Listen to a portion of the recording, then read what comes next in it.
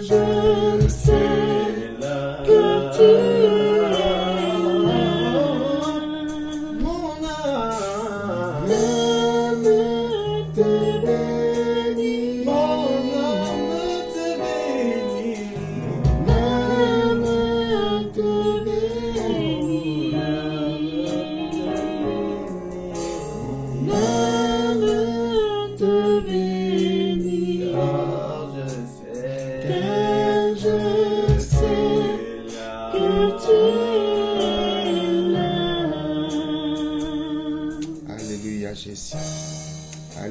Je demandais à notre sœur Michel de prier pour la parole que nous allons entendre de la part du Seigneur encore ce soir. Oui, Amen, Seigneur Jésus. Jésus. Plus Seigneur Dieu que les paroles d'un chant, c'est une réalité. Nous savons que tu es là, tu es présent, Seigneur Dieu. C'est toi, Seigneur, qui nous a invités encore ce soir à ta table, Père. Et nous voulons faire silence le plus total dans nos cœurs, Seigneur, afin de recevoir, Seigneur Dieu, cette bonne semence, Seigneur Dieu, qui est ta parole, Père. Celle qui a produit, Seigneur Dieu, toutes choses, Seigneur Dieu, au commencement. Celle qui a fait que toutes choses soient faites, Seigneur, selon ta divine volonté, Père. Nous ne voulons pas passer encore, Seigneur Dieu, ce soir, Seigneur, à côté de ce que tu as à nous dire, Père. Au-delà, Seigneur Dieu, de ce temps et ce moment, Seigneur Dieu, que cela puisse produire, Seigneur Jésus-Christ. Ce pourquoi, Seigneur Dieu, tu envoies ta parole. Seigneur, tu veux nous changer, nous transformer. Tu veux que nous puissions être véritablement de ceux et de celles, Seigneur Dieu, qui, Seigneur Dieu, peuvent dire, Seigneur, avec certitude et confiance, Seigneur Dieu, que nous sommes tes enfants, Père. Nous ne voulons pas, Seigneur Dieu, passer, Seigneur Dieu, du temps, Seigneur Dieu, et puis rester les mêmes, Seigneur Jésus-Christ, mais nous voulons prendre ce temps, Seigneur Dieu, nécessaire, afin que toi, tu creuses un peu plus, Seigneur Jésus-Christ, que tu viennes encore ôter, Seigneur Dieu, toutes ces choses qui durent et qui perdurent, Seigneur Dieu, dans nos cœurs, afin que nous puissions être, Seigneur Dieu, ceux que tu veux que nous soyons en toi, Père. Et tu as, Seigneur Dieu, payé le prix fort à la croix de Golgotha pour cela. Alors ce soir, oui, nous voici devant toi, Seigneur Dieu, nous voilà, Seigneur Dieu, tel que tu nous vois, tel que tu nous connais. Nous avons tant besoin, Seigneur Dieu, de recevoir encore, Seigneur Dieu, cette merveilleuse parole, Père, mais surtout de la laisser, Seigneur Dieu, véritablement œuvrer en chacun d'entre nous. Qu'il en soit fait ainsi, Seigneur Dieu, pour nous qui sommes ici présents, pour tous ceux et toutes celles qui se sont connectés, Seigneur Dieu, sur Facebook, et tous ceux et toutes celles, Seigneur, qui réécouteront par la suite, Seigneur Dieu, le message que tu envoies pour tes enfants, Père. Merci, Seigneur Dieu, de fortifier ton serviteur, Seigneur Dieu, de lui accorder, Seigneur Dieu, d'être pleinement en accord avec toi, Seigneur Dieu, soumis, Seigneur Dieu, à ton Saint-Esprit, afin que, Seigneur Dieu, ta volonté soit accomplie encore ce soir, et que toute la gloire t'en revienne, dans le nom puissant de ton Fils Jésus-Christ. Amen. Amen. Amen. Nous bénissons le Seigneur Jésus-Christ qui nous accorde ce soir de pouvoir bénéficier de ce temps de partage de sa parole au nom puissant de Jésus. Donc le thème de ce soir, c'est Dieu a des projets pour toi. Donc notre partage, s'il te plaît, notre partage de ce soir est le prolongement de la prédication, le message magnifique que le Seigneur nous a donné d'écouter ce dimanche par l'intermédiaire du pasteur Carmel, dont le titre était Dieu a un plan pour toi. Et donc dans ce prolongement, dans cette continuité, ce soir nous allons avoir ce rappel, le thème étant Dieu a des projets pour toi. L'une des grandes vérités de la réalité de nos vies spirituelles, l'une des grandes vérités qui explique peut-être, l'échec de bien de vie chrétienne, c'est le manque de considération de cette grande vérité. Du fait que beaucoup de chrétiens ne sont pas conscients, vraiment, ne sont pas réellement conscients de cette grande vérité qui est le fait que Dieu a des projets pour nous, que Dieu a un plan pour nous, que Dieu a des projets pour nous. Alors, il y a ma tablette qui fait des caprices. Nous ne sommes pas le fruit du hasard. Et nous ne sommes pas sur cette terre pour marcher comme des aveugles, pour marcher comme des gens sans GPS, des gens sans orientation. Dieu ne nous a pas placés sur cette terre pour que nous puissions fonctionner comme des bateaux, des bateaux sans boussole, des bateaux sans capitaine plutôt, des bateaux sans comment est-ce qu'on appelle ça? Sans gouvernail, merci beaucoup, des bateaux sans gouvernail. Mais nous sommes des chrétiens, des enfants de Dieu, et nous devons vraiment réaliser cette grande vérité qui consiste à prendre en considération le fait que Dieu a un plan pour nos vies, ou des plans pour nos vies, et Dieu a un projet pour nos vies, et Dieu a des projets pour nos vies. Dans un plan, il y a plusieurs plans. Dans un projet, il y a plusieurs sous-projets. Et c'est cette réalité que Dieu voudrait que nous réalisions. En nous rappelant ce passage que nous connaissons, que nous citons, que nous connaissons par cœur, Jérémie chapitre 29, le verset 11, Dieu dit, « Oui, moi le Seigneur, je connais les projets que je forme pour vous. Je le déclare, ce ne sont pas des projets de malheur, mais des projets de bonheur. Je veux vous donner un avenir plein d'espérance. » Donc Dieu le dit, je connais les projets que je forme pour vous. Je le déclare, ce ne sont pas des projets de malheur, mais des projets de bonheur. Je veux vous donner un avenir plein d'espérance. Rien que ce passage qui est un rappel, c'est pas une nouveauté, c'est l'un des versets bibliques le plus connu. Dieu a des projets pour nos vies. Et je disais que c'est le fait que beaucoup de chrétiens, vous qui m'entendez, parfois des vieux de l'église ou des chrétiens baptisés depuis très longtemps ou des chrétiens baptisés récemment, très peu de chrétiens prennent en considération le fait que Dieu a pour eux un plan ou des plans, comme rappelé dimanche, que Dieu a pour eux des projets ou un projet.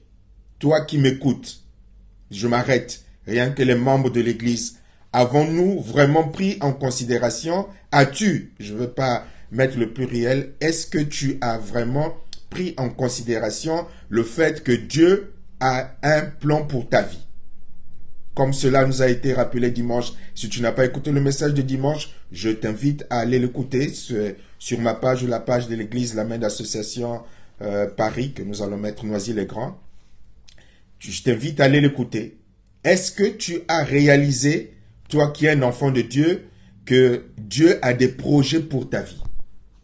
As-tu vraiment pris en considération cette puissante vérité que Dieu a des projets pour ta vie, que Dieu a des plans pour ta vie? Projet, plan, c'est le même mot synonyme prolongé. Est-ce que as-tu vraiment pris en considération que Dieu s'est arrêté et s'est dit pour toi, mon enfant, j'ai prévu ceci, j'ai prévu cela, j'ai prévu ceci, j'ai prévu cela, il ira dans tel endroit, il ira dans tel lieu, il ira... Voilà. Est-ce que tu as pris en considération le fait que Dieu a des projets pour toi? Vous voyez, lorsque nous prenons l'exemple d'Abraham, le père de la foi, lorsque nous prenons même Adam et Ève, Dieu avait des projets pour eux. Abraham, Dieu avait un projet. Voici, je ferai de toi le père de la multitude. Quitte cet endroit, va à un autre endroit. On prend tous les personnages de la Bible. Dieu, on voit que Dieu a des projets. Dieu avait des projets pour Joseph. Dieu avait des projets pour David. Dieu avait des projets pour Paul. Dieu avait des projets pour des disciples. Dieu a toujours eu des projets pour ses enfants. Tu n'es pas sur cette terre pour vivre pour toi. Et c'est malheureusement la réalité de beaucoup de chrétiens. Peut-être la réalité pour toi. Tu te lèves le matin, tu ne t'es jamais soucié de savoir, mais qu'est-ce que Dieu attend de moi? Qu'est-ce que Dieu a prévu pour moi? Tu te lèves le matin, tu bâtis tes propres projets, tu bâtis tes propres plans, tu bâtis tes propres business plans. Tu ne te soucies pas du plan que Dieu a pour toi. Tu ne cherches pas à connaître le plan que Dieu a pour toi. Et beaucoup de vies chrétiennes sont comme des vies qui tournent en rond. Pourquoi? Mais parce que ces vies ne sont jamais rentrées dans le plan de Dieu. Parce que ces vies ne sont jamais rentrées dans le projet de Dieu. Nous avons l'habitude de le rappeler lorsque lorsque nous convertissons, lorsque après notre repentance, nous passons par le baptême, nous reconnaissons Jésus-Christ comme Sauveur et Seigneur. Normalement, nous n'avons plus aucun droit sur nos vies. C'est pour cela qu'il est question dans l'évangile, lorsqu'on explique l'évangile, il est question des vies rachetées, des vies déjà qui ne nous appartenaient pas, parce que ta vie ne t'appartenait pas avant la conversion, ta vie appartenait au diable. Et tu vivais pour le diable, que tu en sois conscient ou pas, tu vivais pour le diable, tu vivais par le diable et tu vivais pour le diable. Une fois que ta vie est rachetée, désormais, cette vie appartient à Dieu, appartient à Jésus, pour vivre désormais pour Dieu, pour vivre désormais pour Jésus. Or nous, qu'est-ce que nous faisons après le baptême? Au lieu de laisser Dieu nous faire rentrer dans ses plans et dans ses projets, nous détournons le verset biblique qui dit que Dieu a des projets pour nous. Ce que nous faisons, c'est que désormais, c'est nous qui avons des projets de vie nous concernant que nous venons imposer à Dieu. Nous avons des projets de vie, nous avons des plans que nous venons imposer à Dieu. Au lieu de rentrer dans les plans de Dieu, au lieu de rentrer dans les projets de Dieu, nous avons des projets pour nous-mêmes. Et c'est comme cela que la prière a été détournée de son bon sens. La prière, Dieu nous a donné la prière pour que nous puissions être en communion et en communication avec lui, de sorte que nous puissions être fidèles dans les plans et dans les projets qu'il a pour nous, afin que nous puissions marcher dans sa volonté. Or, marcher dans sa volonté, c'est marcher dans ses projets. Et la prière nous a été donnée avant tout pour ça, pour que nous puissions dans le dialogue, pour que nous puissions dans la communication avec lui, rectifier notre marche, apprendre à lui obéir, apprendre à marcher dans la sanctification, marcher dans l'obéissance, et dans le fait de marcher dans l'obéissance, dans la sanctification, dans ce qui lui plaît, c'est ainsi que nous rentrons pleinement dans les projets de Dieu. Mais nous décidons pour nous-mêmes. Nous décidons qui nous allons épouser, nous décidons quel travail nous allons faire, nous décidons quel pays nous allons vivre, nous décidons où est-ce que nous allons partir, nous décidons de tout que nous imposons à Dieu. Et ne soyons pas étonnés que nos vies ressemblent à des voitures qui ont pris un sens interdit ou qui ont pris une voie sans issue. Et que ta vie ressemble à des prises régulières, permanentes, successives, de voies sans issue. Tu prends, tu arrives, route barrée, tu prends, tu arrives, route barrée, tu prends, tu arrives, ben tu reviens sur le même chemin, tu ne fais que tourner en rond, tu ne fais que tourner en rond. Pourquoi? Mais parce que tu n'es pas rentré dans les projets de Dieu. Tu as fait tes choix, tu as fait tes propres projets, tu as pris tes propres décisions. Et après, tu veux que Dieu bénisse, que ça puisse quand même marcher. Et beaucoup de choses, Dieu ne bénira pas parce que ce n'est pas conforme au projet et au plan de Dieu. Pas du tout conforme au projet et au plan de Dieu. C'est Dieu qui a un plan pour ta vie. Nous devons réaliser. On arrive à la fin de l'année. On pourra encore l'année prochaine, dans un an jour pour jour, repartager ce même message qui est juste un rappel de réaliser. Mon frère, ma sœur, tant que tu ne prendras pas cette vérité au sérieux, mais tu tourneras en rond. Tu tourneras en rond. Tu ne connaîtras pas la paix de Dieu, tu ne connaîtras pas le bonheur de Dieu, tu ne connaîtras pas la joie de Dieu, ce qui est la triste expérience de beaucoup de chrétiens, de beaucoup d'enfants de Dieu, qui se proclament enfants de Dieu, mais ils ne sont pas heureux, ils ne sont pas épanouis dans leur vie chrétienne, ils ne sont pas épanouis dans leur foi. Et ils sont toujours en train de tourner en rond, insatisfaits. Et là, les prières, encore, ne consisteront qu'à vouloir imposer les choix.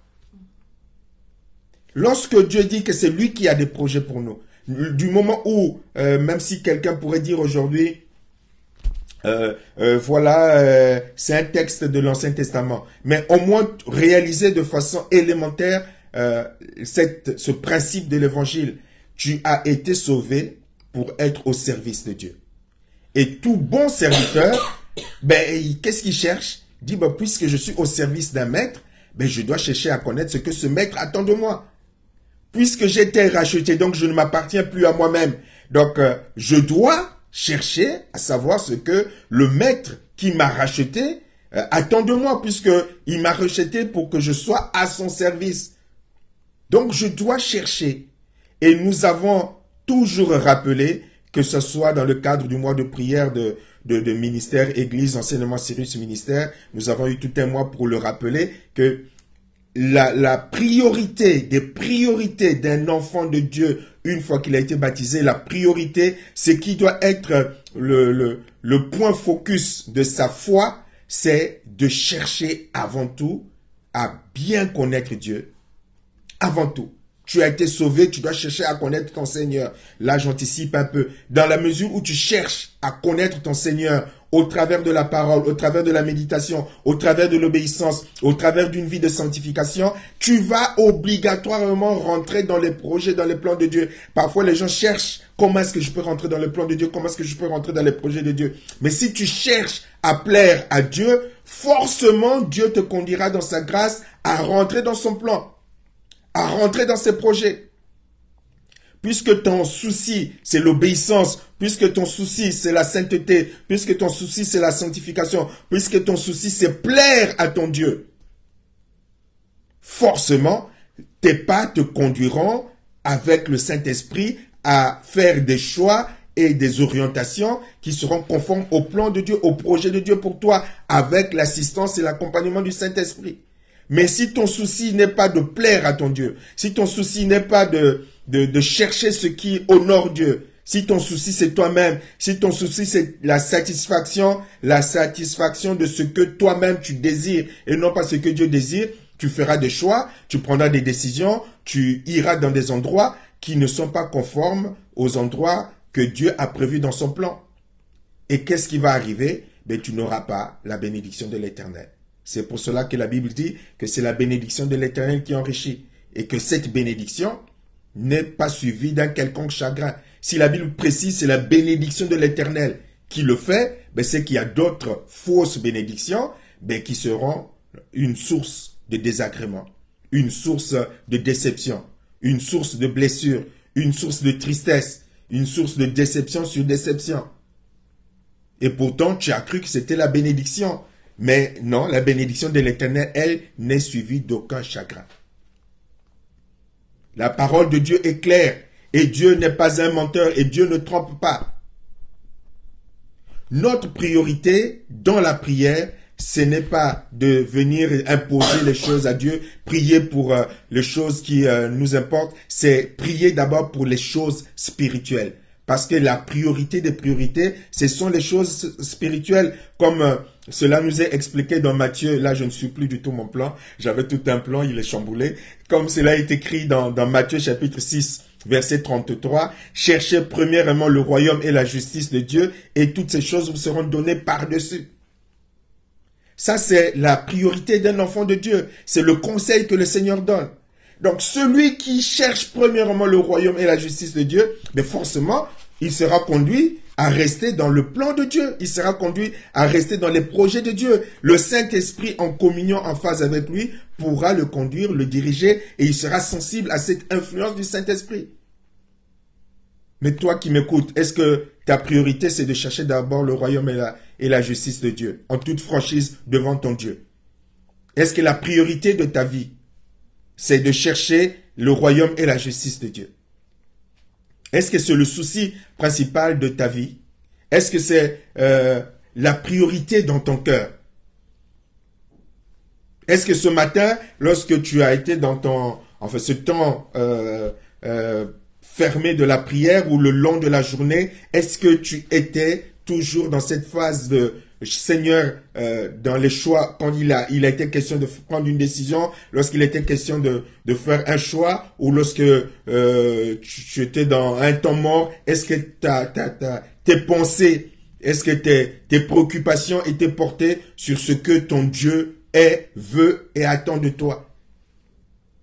C'est comme ça que tu vas découvrir si tu vis ce passage qui dit chercher d'abord le royaume et la justice de Dieu. Et c'est ainsi qu'on vit cet autre passage qui dit dans le psaume 37, verset 5, « Recommande ton sort à l'Éternel, mets en lui ta confiance, il agira. Fais de l'Éternel tes délices. » Colossiens chapitre 3, verset 3 nous le dit. Cherchez d'abord les choses d'en haut. Est-ce que c'est cela ta préoccupation? Si vous êtes réellement ressuscité avec Christ, cherchez d'abord les choses d'en haut. Est-ce que c'est cela tes préoccupations?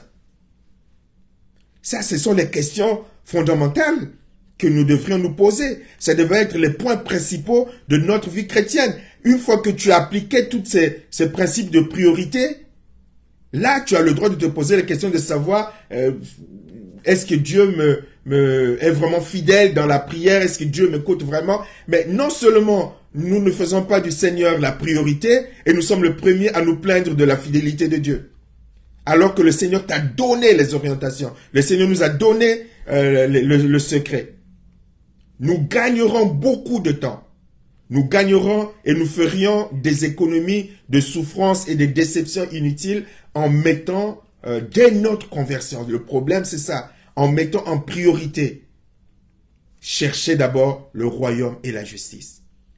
En fait, ce que Dieu dit au travers de cela, met en priorité de m'obéir. C'est ce qu'il dira aussi à Josué chapitre 1. Que ce livre de la loi ne s'éloigne point de ta bouche. Médite le jour et nuit. Josué 1:8. Médite le jour et nuit afin de marcher selon cette parole. C'est ainsi que tu réussiras. L'obéissance, la sanctification, c'est-à-dire se mettre à part pour Dieu. Tu sais que tu as des choix à faire. Tu es un enfant de Dieu. Non, moi, en tant qu'enfant de Dieu, ça, je ne peux pas faire. Donc déjà, il y a une sélection qui est là. Il y a déjà des chemins que tu ne vas pas prendre. Il y a déjà des décisions que tu ne vas pas prendre. Déjà, tu économises les souffrances. Déjà, tu économises les déceptions. Déjà, tu économises les trahisons. Déjà, tu économises les divorces. Déjà, tu économises les trahisons. Déjà, tu économises beaucoup de choses. Déjà, en réfléchissant et en fonctionnant comme un enfant de Dieu qui veut marcher dans l'obéissance et dans la sanctification. Déjà. Mais du moment où Dieu et l'obéissance n'est pas le point principal de ta vie, ben ça ne peut que être catastrophe sur catastrophe. Catastrophe sur catastrophe. Tu veux que ta vie soit une vie de paix, de joie et de bonheur, même en dépit de ce qu'elle est aujourd'hui. Il y a un chemin par lequel Dieu permet la restauration. Là, je suis plus le plan. Il y a un chemin par lequel Dieu permet la restauration. C'est la repentance. Reconnaître vraiment qu'on s'est trompé. Reconnaître parce que notre Dieu, c'est un Dieu de restauration. Il y a toujours de l'espoir. Mais il faut que la repentance soit réelle. Pas une repentance légère. Pas une repentance légère. Il y a une vraie repentance quand Dieu, c'est Dieu qui le voit. C'est pas le pasteur qui va juger de la réalité, de la profondeur de la repentance. C'est Dieu qui voit que mon enfant là a compris, vraiment compris, qui s'est cassé la figure en prenant ses propres décisions. Quand lorsque Dieu trouve une vraie repentance, il est capable de restaurer.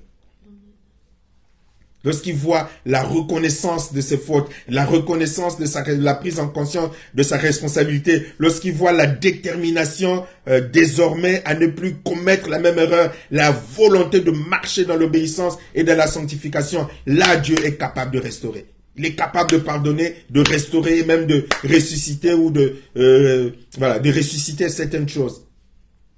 Mais souvent, nous ne sommes même pas dans cet état d'esprit. Nous sommes dans un état d'esprit de ceux qui mériteraient que Dieu aurait abandonné. Alors, on continue de tourner en rond. On continue de tourner en rond. Et rien ne marche. Je voudrais vraiment, par le Seigneur, que tu puisses réaliser et comprendre vraiment que le secret d'une vie heureuse, c'est de chercher d'abord le royaume et la justice de Dieu. Dieu doit être à la place centrale. J'aime pas la première place, mais à la place centrale. C'est comme j'insiste là-dessus, c'est élémentaire. Il n'y a rien de compliqué. Nos vies ne nous appartiennent plus. Nous avons été rachetés pour maintenant vivre et être au service d'un nouveau maître qui est Jésus, qui est Dieu. Donc nous n'avons plus aucun droit de décision sur nos vies sans le consulter. Plus aucun droit. C'est cela, devenir enfant de Dieu. C'est cela, être au service du Maître. Et donc, désormais, notre préoccupation devrait être obéir à Dieu. Je suis un enfant de Dieu. Donc, il y a des choses que je ne dois pas faire. Il y a des personnes que je ne dois pas fréquenter. Il y a des décisions que je ne dois pas prendre. Il y a des trahisons que je ne peux pas faire. Je suis un enfant de Dieu. Tu veux que je vive maritalement d'abord avec toi? Non, je suis un enfant de Dieu. Je ne peux pas commencer par la vie maritale. Non, je ne peux pas rien que sur le principe de mariage. Beaucoup de blessures, beaucoup de déceptions, beaucoup d'erreurs inutiles seraient déjà évitées. Je suis un enfant de Dieu, je ne peux pas vivre dans une maison commune avec un homme qui n'est pas mon mari. Je ne peux pas. Donc déjà par rapport à cela, il y a un choix à faire. On économiserait beaucoup, on éviterait beaucoup de souffrances. Parce qu'il y a des situations que Dieu arrive à rattraper plus ou moins, mais il y a des situations qui deviennent compliquées à rattraper. Aujourd'hui encore, j'avais un témoignage. Même dans la repentance, il y a des situations qui sont rattrapables, il y a des situations, il faut qu'on se le dise, la vérité. Il y a des situations qui sont rattrapables, il y a des situations qui ne sont pas rattrapables. Pour différentes raisons que je ne connais pas. Parce qu'il y a des situations qui ne dépendent pas que d'une personne, il y a des situations qui dépendent de deux personnes. En parlant parfois des couples ou des foyers. Il y a des situations où ça ne dépend pas que de toi. Voilà. Et là, je ne parle pas de cas de figure de ceux de deux chrétiens qui sont rentrés dans une vie commune, dans le péché. Voilà. Je ne parle pas de ce cas de figure. Je ne parle pas de ceux qui n'étaient pas chrétiens, qui après se sont convertis, se retrouvent dans le foyer, l'homme n'est pas marié ou la femme n'est pas mariée. Je ne parle pas de ces cas de figure. Mais il y a des situations, que ce soit dans le cadre marital, que ce soit dans la vie simple, que ce soit sur le plan relationnel, il y a des choses qui sont compliquées. On est obligé, tu as et tu seras obligé, comme David, d'assumer les conséquences des choix que tu as pu faire sans Dieu. Mais ce qui a aidé David, c'est qu'il a assumé son acte. Il a assumé sa chute. Il n'a pas cherché à justifier. Et on voit David, lorsqu'il a pris conscience de sa repentance, il s'est engagé davantage dans le travail avec le Seigneur, davantage dans la sainteté, davantage dans la sanctification. Il va faire des choses encore plus grandes avec Dieu après cette chute. Comme il le dira dans ce passage, j'enseignerai aux hommes à ne pas pécher, à ne pas commettre les mêmes erreurs. C'est après la chute qu'il va organiser le service du culte, qu'il va recevoir la vision du service du culte, qu'il va davantage être consacré. Parce que Dieu va trouver en David une repentance profonde, sincère. L'enfant est mort, c'était la conséquence de son acte, mais voilà, lui, il va rattraper et Dieu va restaurer certaines choses dans la vie de David. Les conséquences vont le poursuivre, mais Dieu va restaurer le service. Les malédictions, les 7 malédictions que Dieu va décider suite à son péché avec Bathsheba et la mort de son mari, les malédictions vont le suivre, mais Dieu a vu la repentance, Dieu va l'accompagner dans les conséquences pour qu'il soit capable de supporter les conséquences. Et Dieu va l'accompagner dans ça. Et dans la grâce de Dieu, Dieu va même choisir un enfant qui naîtra d'avec Bathsheba, Salomon, pour le remplacer. Donc, une chose est sûre, notre Dieu, lorsqu'il trouve la repentance, il restaure. Mais il y a certaines conséquences qui nous accompagneront. Certaines conséquences qui nous accompagneront. Il y a des moments où tout est annulé, je ne sais pas pourquoi, mais il y a certaines conséquences qui nous accompagneront toujours parce que, les conséquences de la chair ne s'effacent pas toujours. Mais Dieu veut que nous prenions conscience de cela. Dieu veut que tu prennes, je ne sais pas pourquoi il veut que j'insiste là-dessus, que tu prennes conscience de cela. Tu prends conscience que tu as fait des choix, tu t'es égaré, tu as fait n'importe quoi, écoute, tu arrêtes tout, Tu viens au pied du Seigneur, tu es à l'écoute du Seigneur. Désormais, Seigneur, je ne veux plus commettre. D'abord, je te demande pardon. Je ne veux plus commettre les mêmes erreurs. Je me lève à partir de maintenant que je prends conscience. Je veux rester fidèle. Je veux m'engager avec toi. Je veux être tout feu, tout flamme pour toi. Je ne veux plus te trahir. Si Dieu voit cette humilité, cette repentance profonde, il t'aidera dans l'état dans lequel tu es.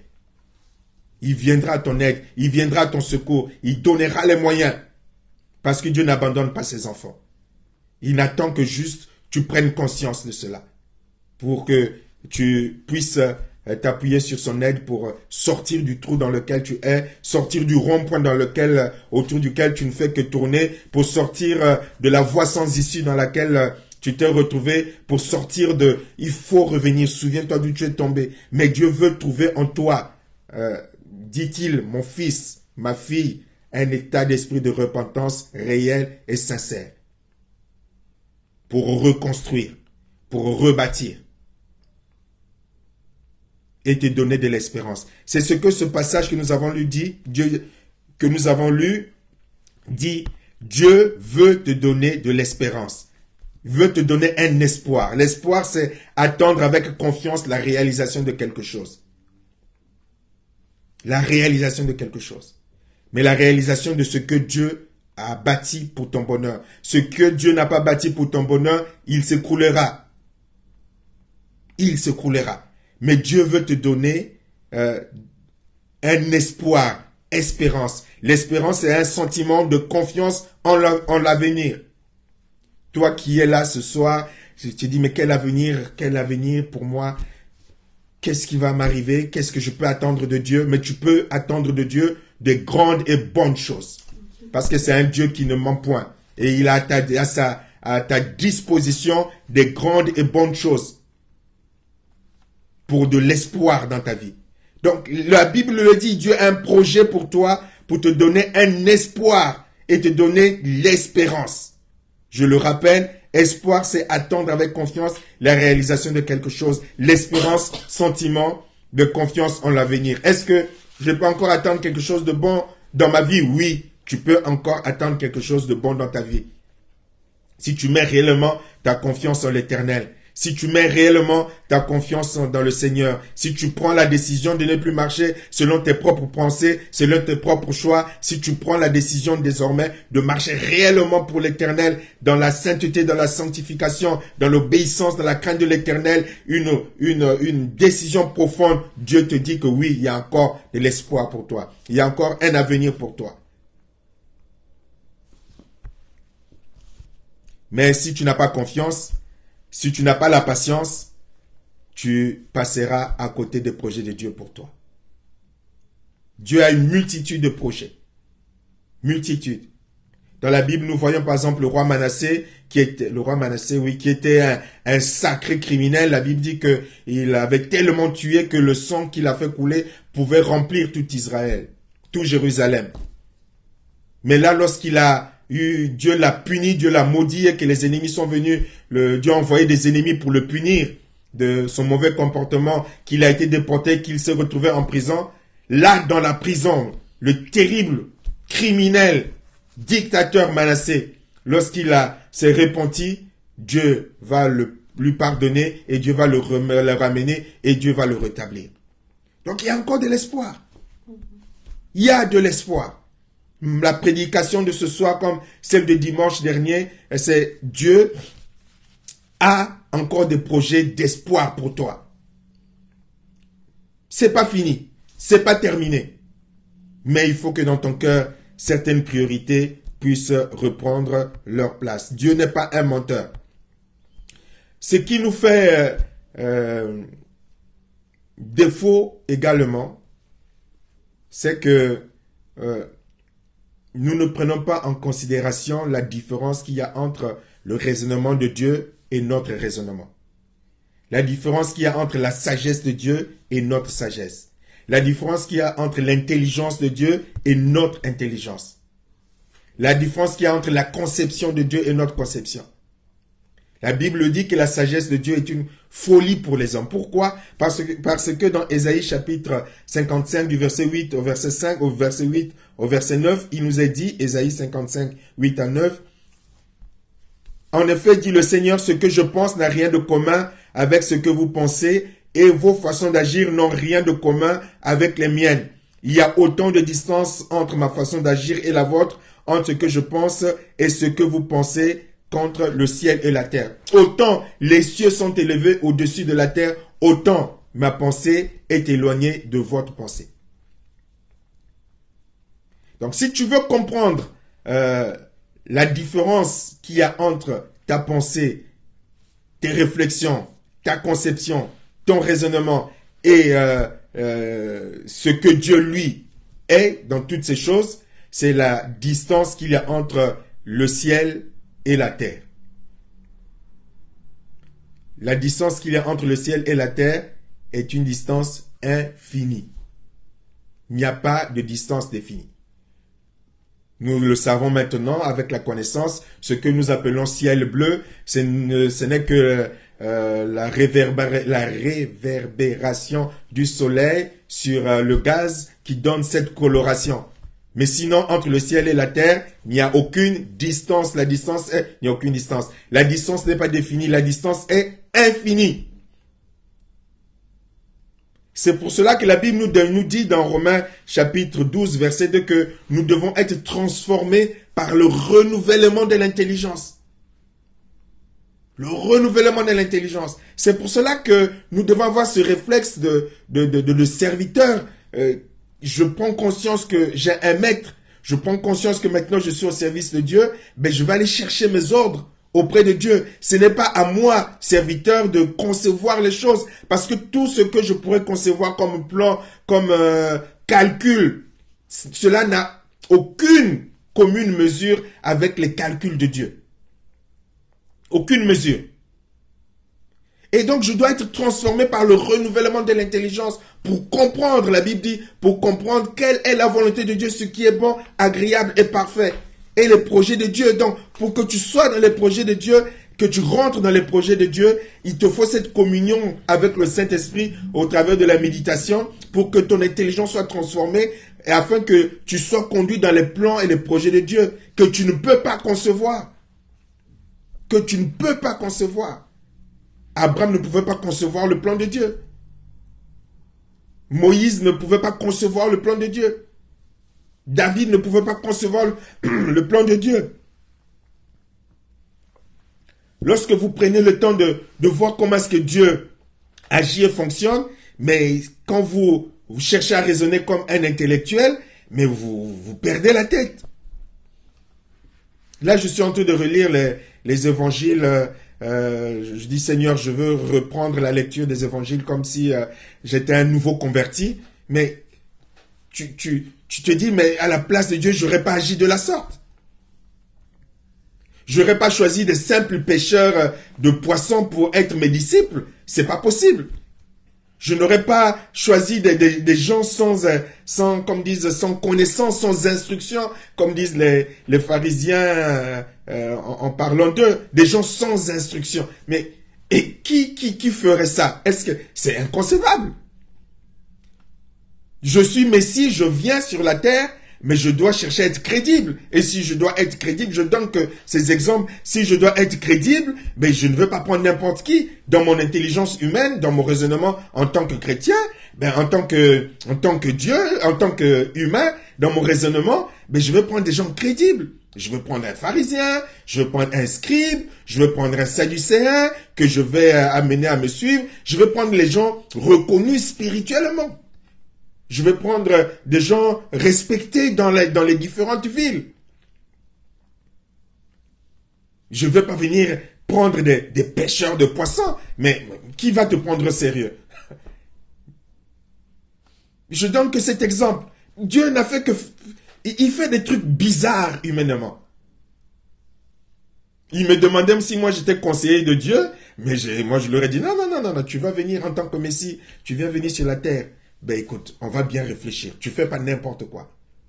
Bon, on va d'abord chercher quel est le pharisien. Il y a les gens respectés spirituellement. Tu sais, Jésus, sur la terre, les gens respectés spirituellement sont des pharisiens. Il te faut au moins la moitié de ceux qui vont t'entourer, faut que ce soit des pharisiens, tu vois, des gens respectés dans la synagogue. Là, tu vas être crédible quand tu vas parler, tu vas être convaincant, tu vois. Il te faut que tu arrives à rentrer dans la cour de responsable, du grand prêtre. Là, tu vas être convaincant, tu vois. Mais Dieu va faire tout le contraire. Tout le contraire. Bon, bref. Je sens de vous partager ma perplexité ces derniers temps lorsque j'essaie d'analyser le comportement de Dieu par rapport... la Bible donc le dit. Si tu veux comprendre Dieu, ben mon bonhomme, tu ne pourras pas. Tu n'es obligé juste d'accepter ses choix, ses décisions. Et puis constater qu'il a eu raison. Mais si tu cherches d'abord à comprendre avec ta tête, la logique de Dieu n'est pas notre logique. Pourquoi il n'a pas attendu que Joseph épouse Marie pour que Marie tombe enceinte? Question. Sujet de philo pour M. Philippe. Pourquoi? Pourquoi? Si vous trouvez quelqu'un qui est capable de vous l'expliquer, moi je ne peux pas vous l'expliquer. Tout ce que je pourrais vous donner comme explication, ce ne serait que de la fiction. Pourquoi il a fallu que Jésus naisse avec ce soupçon d'être un bâtard? Puisqu'il ne vivait pas encore ensemble avec Joseph. Ça voudrait dire que Marie a été faire le désordre et puis est tombée enceinte. Et puis bon ben, ouais, le Joseph, cet idiot vient quand même l'épouser quoi. C'est le contexte dans lequel le Seigneur Jésus, je ne sais pas si vous le réalisez, est né. C'est le contexte. Pourquoi? Pourquoi n'a-t-il pas fait les choses convenablement, propre? Nickel. Donc, vous voyez que les choses de Dieu, faut juste accepter. Joseph voulait se séparer de Marie en disant, mais celle-là, ça doit être une prostituée. Dieu vient lui dire, non, non, non, c'est moi qui m'en suis occupé. Tu acceptes seulement. Accepte.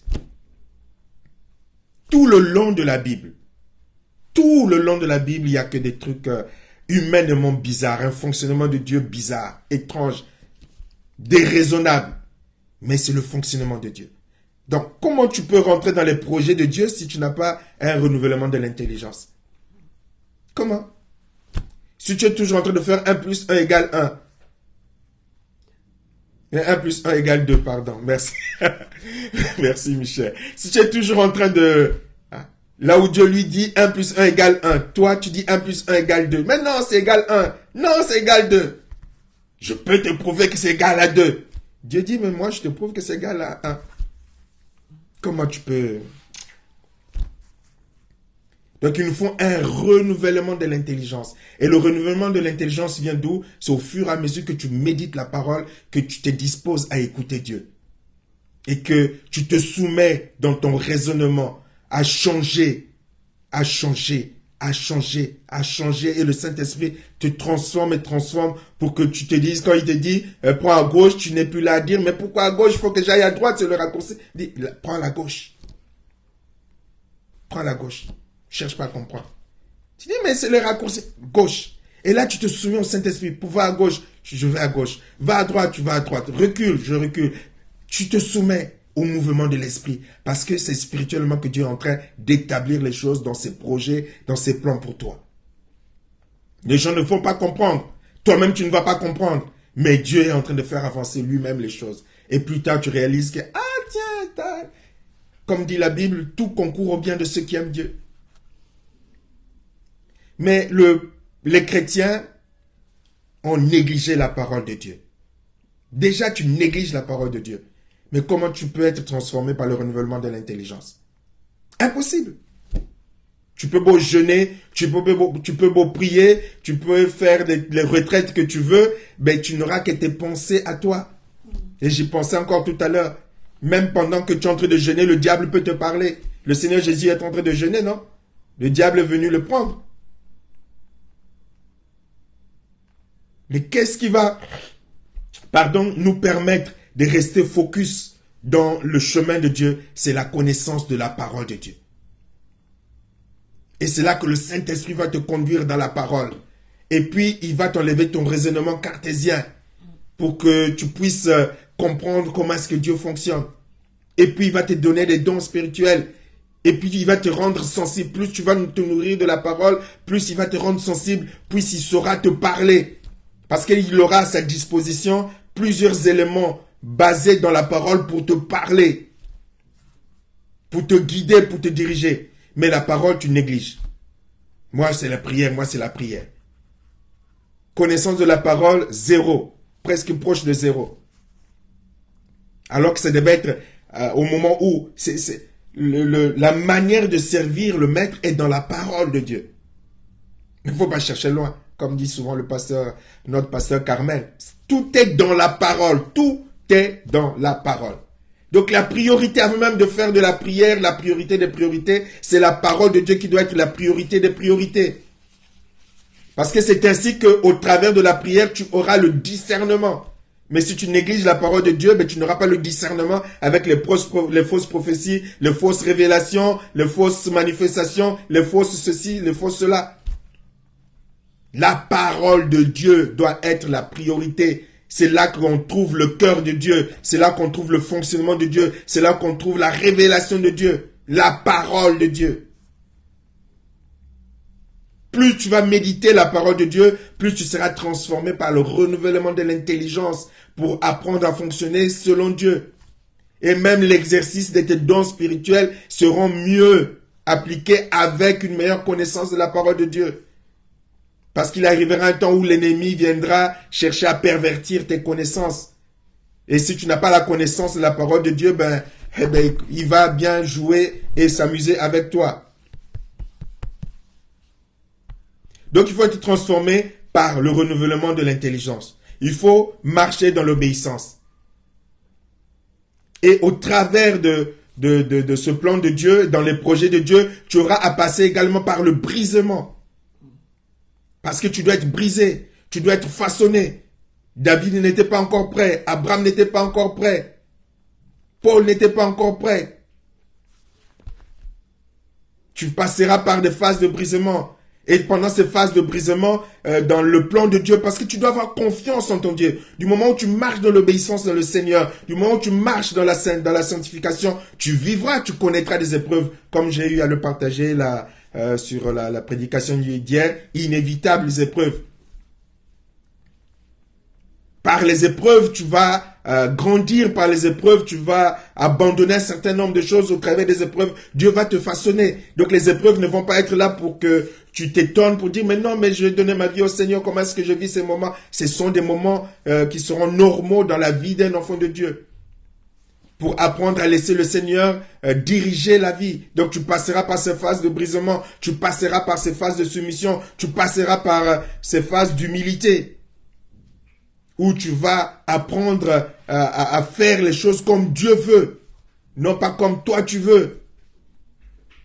Tu vas passer par ce moment où il te faudra absolument être dans la persévérance. Persévérer. Vous regardez David, lorsqu'il a été choisi, il avait dans les environs de, on dit 12, 13 ans, et c'est vers la trentaine, 28, 30 ans qu'il sera roi. Mais entre-temps, il a fallu que Dieu le forme, le façonne. Et continuer de croire malgré tout. Persévérer. Ne pas tomber dans le piège de papa Abraham qui a cherché à aider Dieu, qui voulait aider Dieu. Donc tout cela, comme dit la Bible, tout ce qui a été écrit nous sert d'instruction. Tous les exemples sont là. Tu dois faire confiance au Seigneur. Du moment où tu marches dans l'obéissance, dans la sanctification, dans la sainteté, et qu'il y a des moments difficiles, tu gardes les yeux fixés sur ton Seigneur, sur ton Dieu, confiant qu'il ne t'abandonnera pas. Et que tu traverses peut-être la vallée de l'ombre de la mort, il est là. Tu ne baisses pas le bras, tu ne vas pas faire de corruption, tu ne vas pas te chercher des solutions, des calculs à 2 balles qui vont te faire retarder. Cela a coûté 13 ans, perdu par Abraham. Avec des conséquences que nous vivons encore aujourd'hui. Là-bas en Palestine. Persévérer. Envers et contre tout. Tu dois avoir ces 3 postulats que Dieu m'avait donné de partager. Postulat numéro 1, Dieu ne se trompe jamais. Dieu ne se trompe jamais. Postulat 1. Dieu ne se trompe jamais. Postulat postulat 2. Dieu n'a jamais tort. Jamais. Il a toujours raison. Donc, postulat 3, Dieu a toujours raison. Ça doit te conduire et te fortifier dans ta marche chrétienne. De savoir que Dieu ne se trompe jamais. S'il t'a fait la promesse, s'il nous a fait la promesse, si tu es son enfant, les choix qu'il fera pour ta vie seront toujours des bons choix. Et ces choix-là, il n'aura jamais tort. Il aura toujours raison. Et c'est à la fin, plus tard, que tu pourras le constater. C'est ce qui est écrit pour Abraham lorsqu'il va le réaliser quelque temps après, pour pouvoir écrire Romains 4, versets 20 à 21. Au contraire, loin de mettre en doute la promesse et de refuser de croire, il trouva sa force dans la foi, en reconnaissant la grandeur de Dieu, en étant absolument persuadé que Dieu est capable d'accomplir ce qu'il a promis. Il a le pouvoir d'accomplir ce qu'il a promis.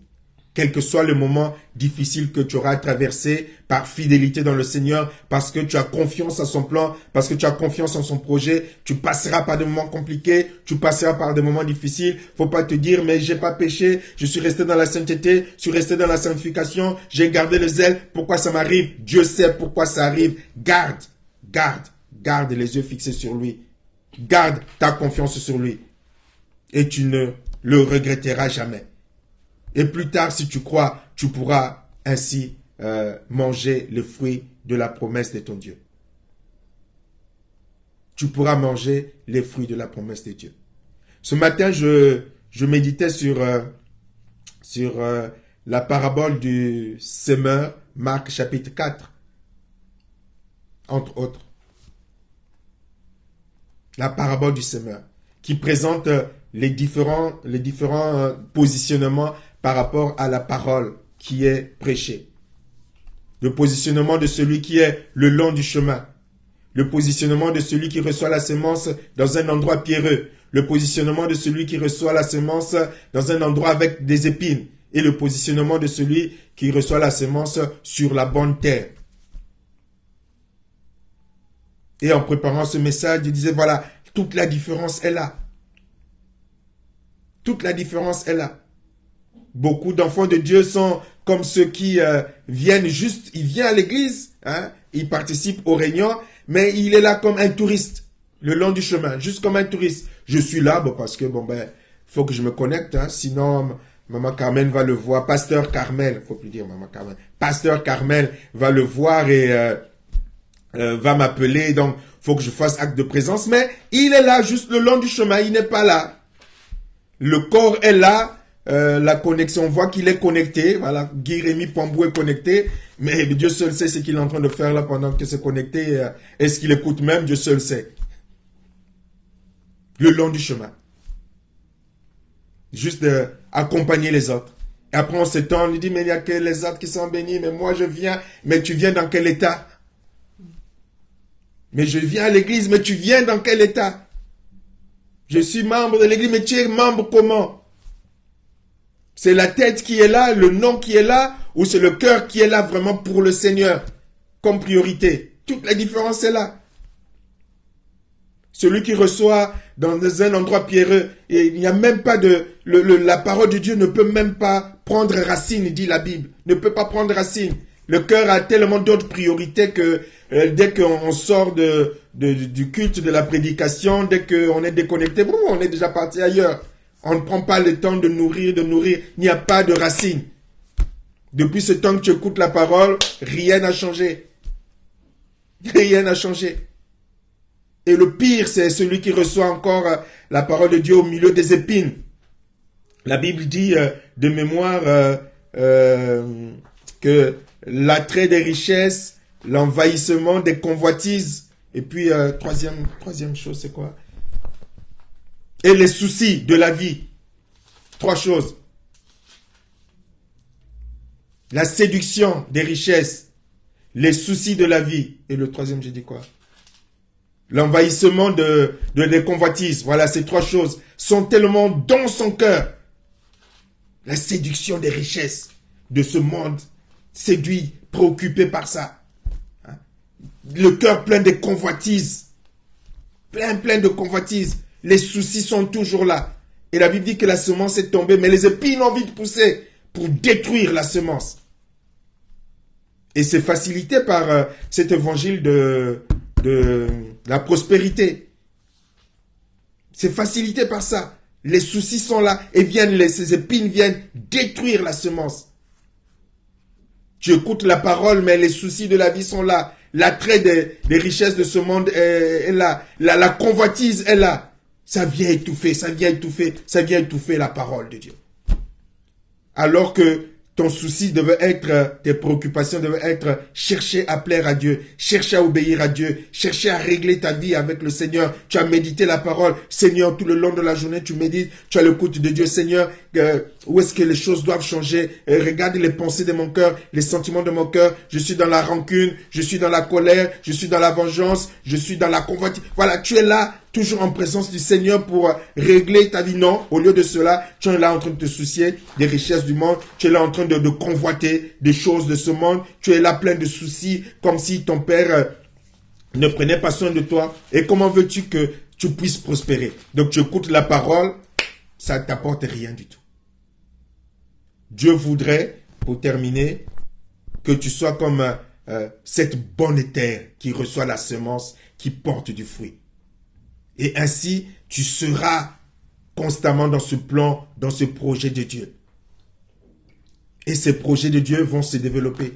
Parce que si tu es le long du chemin, forcément, tu n'es pas dans le plan de Dieu. Si tu es dans un endroit pierreux, forcément, tu n'es pas dans le plan de Dieu. Tu es en train de prendre des chemins secondaires parallèles. Vous savez que parfois, c'est Dieu qui me montrait ça. On peut avoir deux chemins parallèles qui, à la fin... Merci madame. Tu peux avoir deux chemins parallèles, mais qui, à la fin, vont se séparer. Vous prenez la même direction, mais tu penses que vous êtes en train de partir dans le même sens, mais arrivé au bout, wow, il y a la séparation qui est là. La séparation arrive.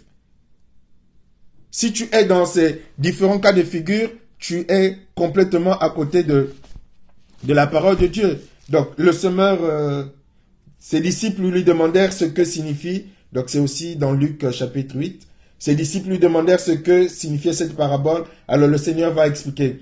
Voici ce que signifie cette parabole. La semence, c'est la parole de Dieu. Ceux qui sont le long du chemin, ce sont ceux qui entendent, puis le diable vient et enlève de leur cœur la parole, de peur qu'ils ne croient et soient sauvés.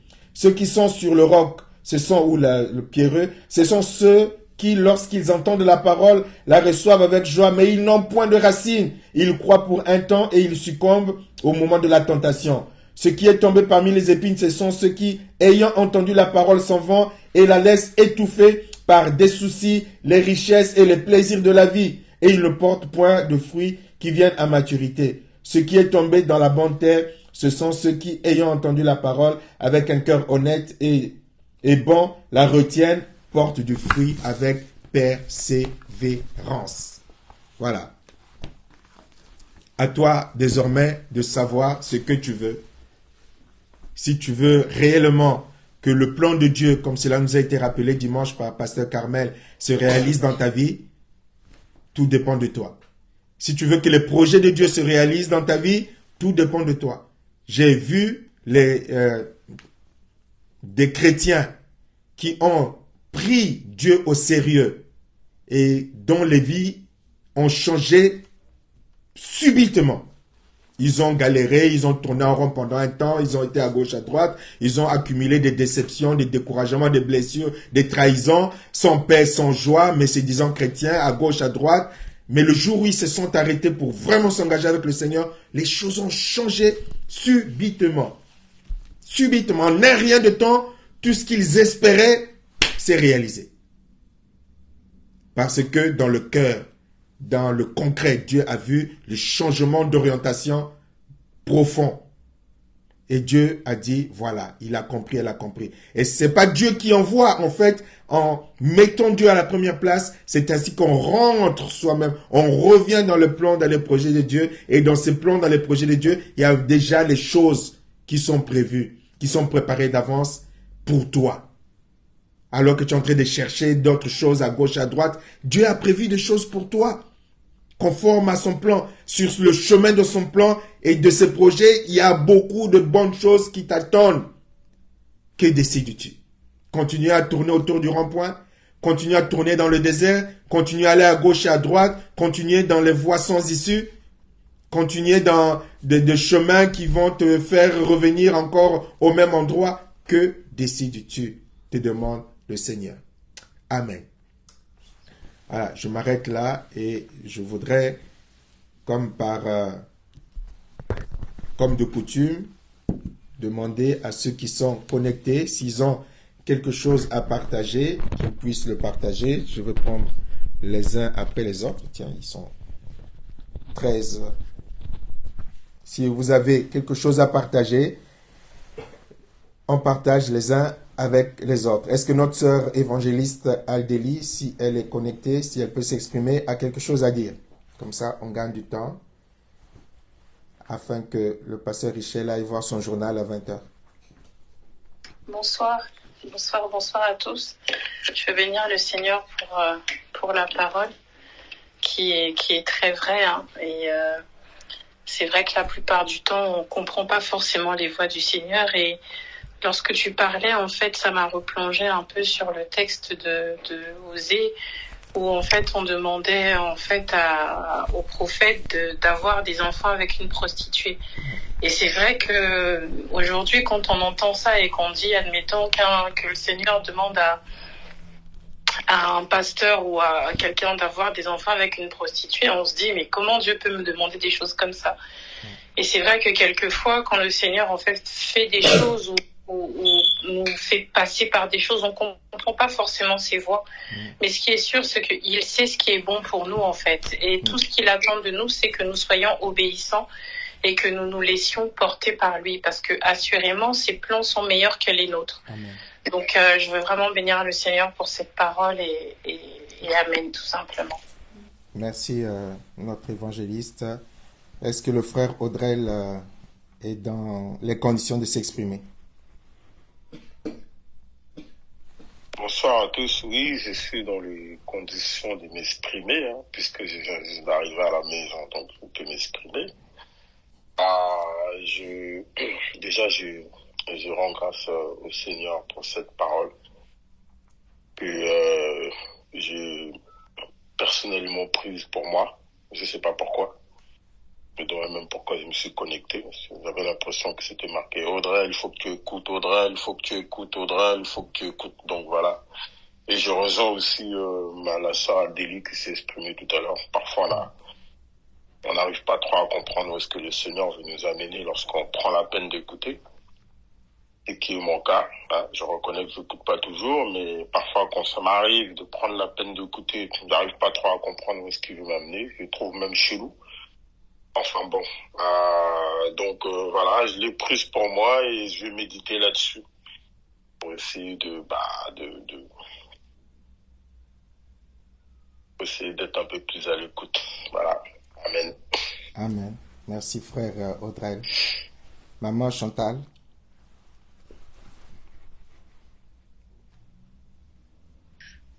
Amen. Je rejoins aussi frère Audrey. Je pense que pour moi, je sais pas là où je suis, je comprends pas bien.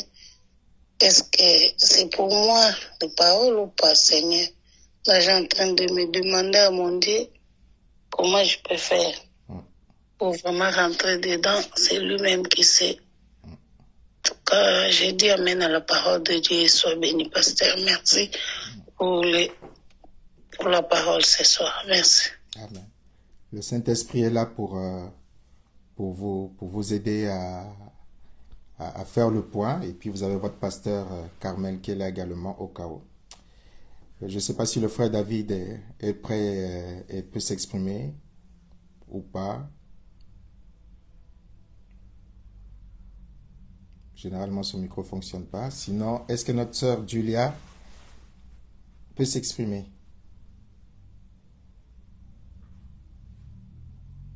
Bonsoir. Bonsoir à tous.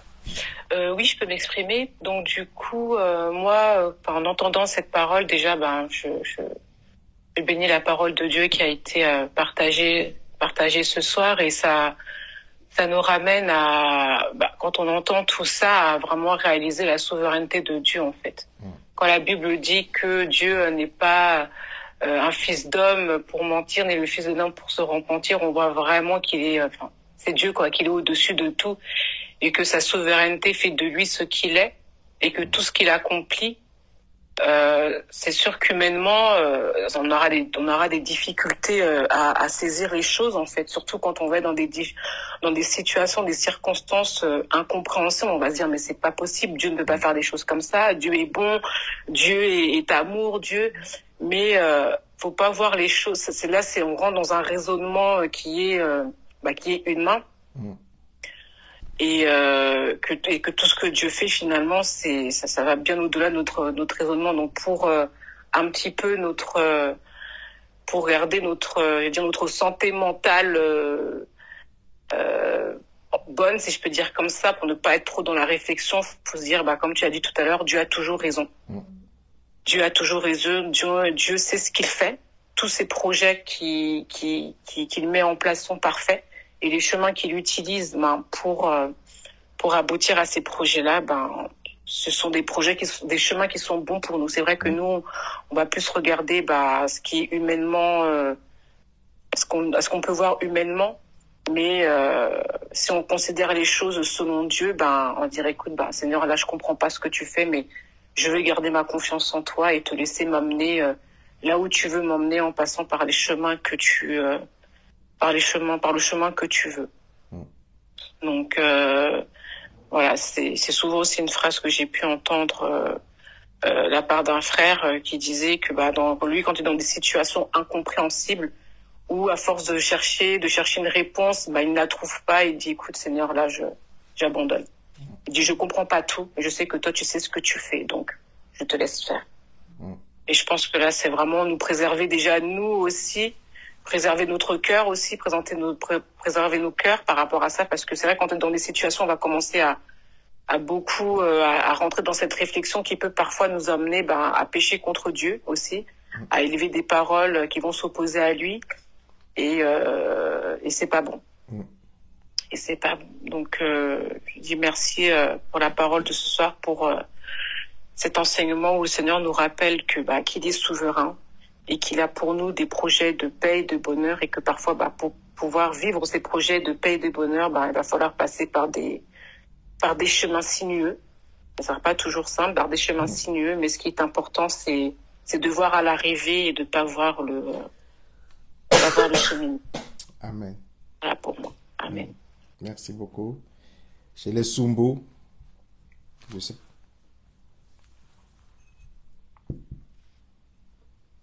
Amen, on dit amen à la parole, on n'a rien à rajouter de notre côté. Merci beaucoup. Est-ce que Madame Bemba peut s'exprimer ou pas? Bonsoir, je peux m'exprimer. Bonsoir, je bénis le Seigneur pour sa parole qui nous parle à tous. Moi compris, j'entendais ma mère supérieure et puis mon frère Audrey se sentir interpellé, mais je pense que le Seigneur nous interpelle toujours, surtout avec un message comme ça, qui rappelle sa volonté, qui doit être placée au centre, qui doit primer sur la nôtre. Surtout qu'en fait, dans le flot du quotidien, c'est facile vraiment de se perdre entre moi je veux, et des fois même d'affecter à Dieu ce qu'on veut nous.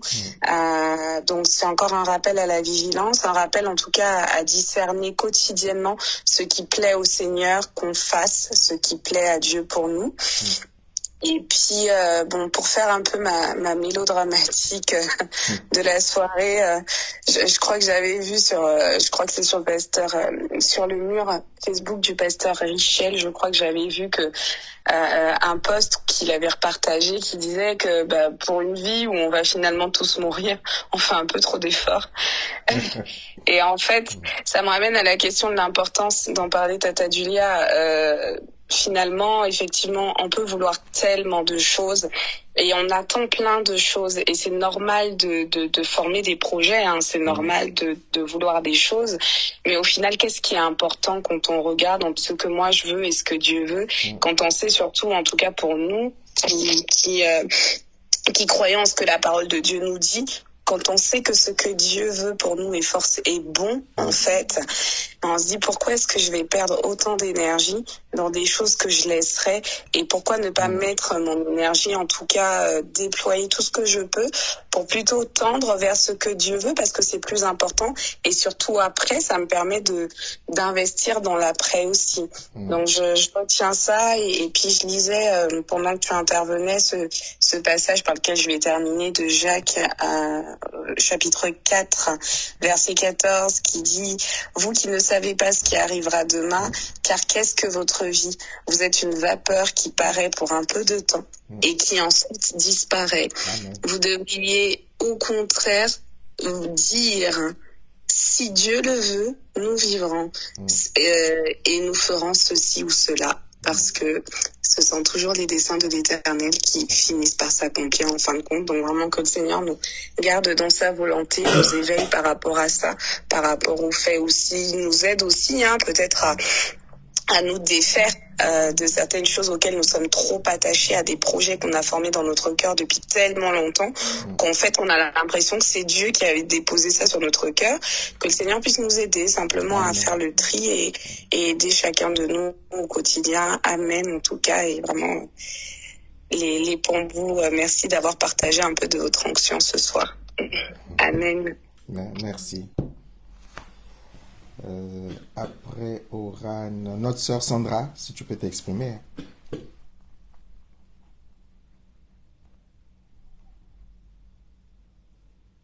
Oui, bonjour à tous. Bonsoir plutôt. Bonsoir. Bonjour. Bonsoir à tous et vraiment c'était une prédication très riche. Et moi je voulais revenir un peu sur ce que tu as dit sur la prière. Tu as dit qu'on se concentre beaucoup plus sur la prière à demander, alors qu'on doit se concentrer beaucoup plus sur la parole de Dieu. Alors que c'est la parole de Dieu qu'on doit être orienté, on doit être guidé par l'Esprit Saint. On est tout le temps dans les prières. En tout cas, moi, cette partie m'a interpellée. Et surtout aussi, lorsque tu as parlé des projets de paix, effectivement, c'est écrit, on le dit tout le temps dans nos prières. Seigneur, tu as des projets de paix, de bonheur pour nous. Mais quand l'épreuve arrive, on oublie ça. Alors qu'on sait que Dieu nous connaît depuis les ventres de nos mères avant que nous soyons même formés. Et on doit reconnaître que sa volonté doit être faite. Alors qu'il y a des moments où on pense beaucoup plus à nos propres projets, on pense beaucoup plus à ces choses, des fois qui n'ont même pas de sens. Mais alors que Dieu lui connaît, où il nous emmène. Et aussi un point qui m'a aussi interpellé, c'est concernant les épreuves. Tu as dit que les épreuves, c'est pour nous, c'est parce que tu as dit, c'est ce qui est écrit, c'est ce que tu as rappelé, c'est pour nous forger, effectivement. Mais quand on est dans l'épreuve, je parle de ma part, on a l'impression de ressembler au peuple d'Israël. Parce que on sort de quelque part, le Seigneur nous emmène quelque part, mais il y a des moments où on oublie. On oublie ce que le Seigneur a fait. Mais ce qui est le plus important, ce que tu as souligné, c'est que il faut se rappeler, il faut se rappeler de ce que Dieu a fait. Il faut se rappeler d'avoir la soif de Dieu, d'abord aller chercher toutes ces choses-là. Parce que quand on se rappelle de ce que Dieu a fait, on se dit, même s'il y a cette chose-là, il y a ceci qui arrive, il y a cette situation, étant donné qu'il a fait, il fera encore, il sait pourquoi ça perdure. Mais des fois, on oublie, on devient oublieux comme le peuple d'Israël, et c'est pourquoi des fois, on traîne. Alors qu'on devait faire vraiment confiance, regarder toujours les yeux rivés sur Dieu. C'est ça la partie la plus difficile. Parce que quand l'épreuve arrive, on est brisé. Donc on oublie en fait. Et en fait, il faut pas oublier, il faut se rappeler des bienfaits de Dieu pour pouvoir avancer, pour dire Seigneur, tu connais, tu sais là où tu m'emmènes. Tu n'es pas injuste, tu es un Dieu juste, tu es un Dieu fidèle, tu es un Dieu d'ordre et tu vas encore faire. Et il y aura que encore ta gloire qui va se manifester. Il y a encore beaucoup de choses à dire, mais je m'arrête là même. Merci. Je tiens à préciser une chose. Faut pas opposer, c'est vrai, quand je parle de prière et parole de Dieu, c'est la prière qu'on résume à demander. Mais la méditation de la parole de Dieu fait partie de la prière également. Parce que quand tu médites, tu es en communion et tu es en communication avec Dieu. C'est la mauvaise présentation de la prière qu'on nous a donnée qui nous égare, qui nous trompe. On a réduit la prière à un moment de demander. Mais quand on médite la parole de Dieu, lorsqu'on on a l'écoute du Saint-Esprit au travers de la parole de Dieu. Ça fait partie également de la prière. Ça fait partie de prier sans cesse. Donc, ce qui est mauvais, c'est de se focaliser dans le cadre de la mauvaise définition de la prière. C'est-à-dire quand on dit, tu oublies la parole de Dieu, tu es là seulement demander, et on néglige la parole de Dieu. Ça, c'est ce qui est mauvais et c'est ce qui a conduit à bien de drames spirituels dans la vie de beaucoup de chrétiens parce qu'ils ont négligé la parole de Dieu. Mais la prière et la lecture et la méditation de la parole de Dieu doivent aller ensemble parce que la méditation de la parole de Dieu est dans la prière, en fait. Parce que tu es en communication et en communication avec Dieu. Parce que la prière, c'est le moyen que Dieu nous a donné pour être en communication avec lui. Et le premier endroit où Dieu veut communiquer avec nous, c'est au travers de sa parole. Et donc, prière, demande, ça fait partir d'un des éléments de la prière selon Dieu, mais ce n'est pas la prière selon Dieu. Voilà. J'espère que je me fais bien comprendre. Sinon, la théologienne Pasteur Carmen reviendra là-dessus. Sœur Michel. Sinon,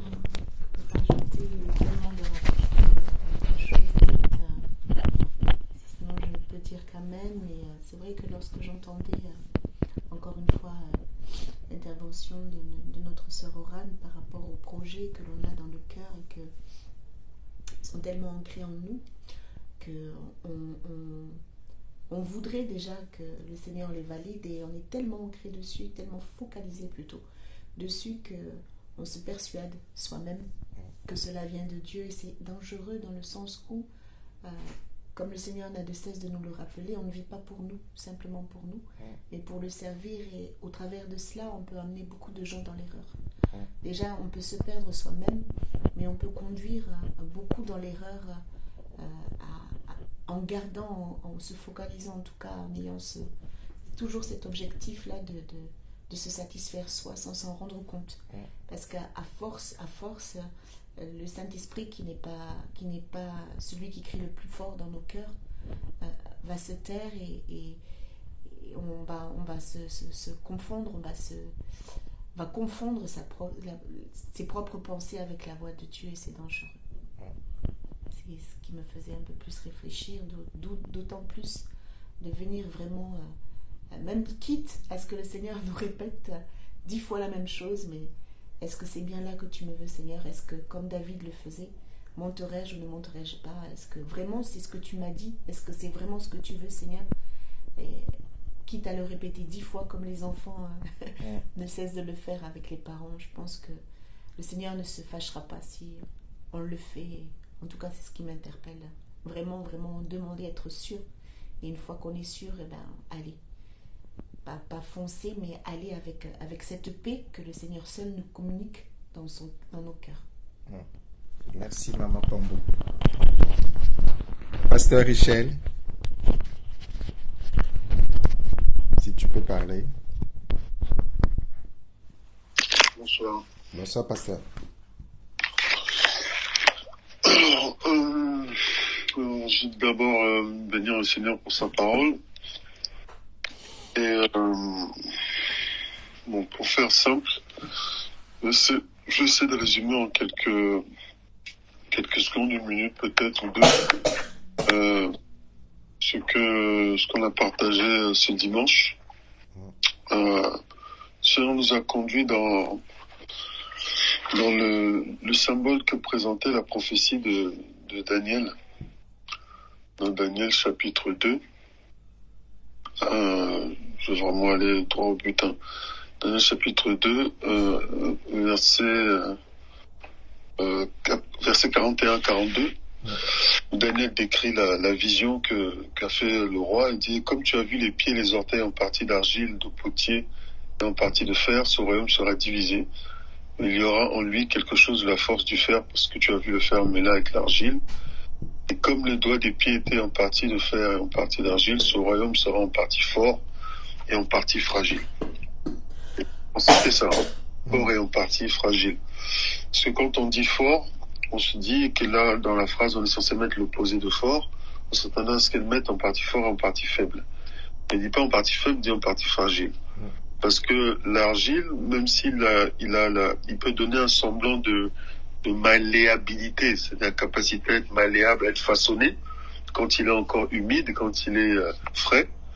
Et avec la chaleur, avec le temps, il durcit, et il perd donc cette souplesse-là. Il va devenir solide, il va devenir donc dur.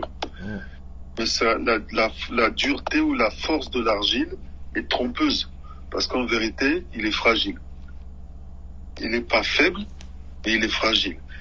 Et Dieu n'attend pas de nous, ne veut pas de nous que nous soyons fragiles, parce que en fait, cette image ressemble à ceux qui, dans leur vie, ont une partie métallique qui pourrait imaginer cette vie qui est donnée au Seigneur, où il y a le Saint-Esprit qui conduit. Mais dans la marche, il y a quand même des éléments qui sont susceptibles d'apporter cette fragilité-là, parce qu'elle est encore charnelle. Parce qu'on sait que la matière première de tout homme, c'est la terre. Donc, nous sommes tous faits de cette glaise-là, de cette argile-là. Et c'est cette symbolique de cette part encore d'humanité, de nos propres décisions, dans la marche que nous avons avec le Seigneur. Et quand nous lisons, là je fais vraiment une synthèse condensée. Quand nous lisons dans 2 Corinthiens chapitre 12, il est dit, et il m'a dit, ma grâce te suffit car ma puissance s'accomplit dans la faiblesse. Je me glorifierai donc bien plus volontiers de mes faiblesses, afin que la puissance de Christ repose sur moi.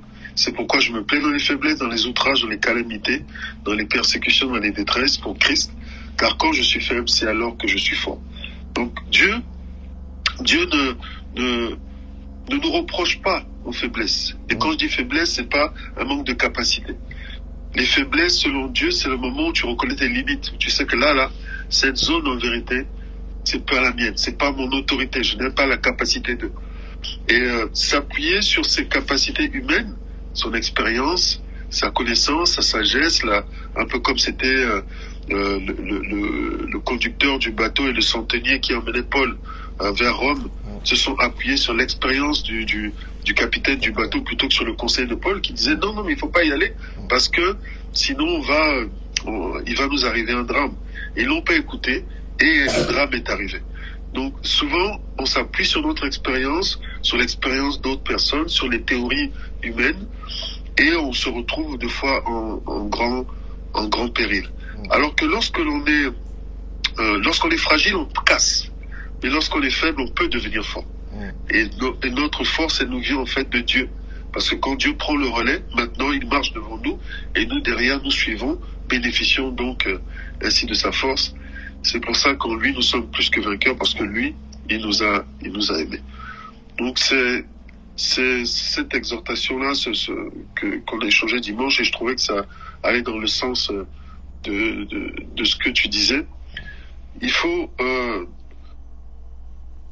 faut pas que les problèmes ou les difficultés ou les épreuves, les questionnements auxquels nous sommes confrontés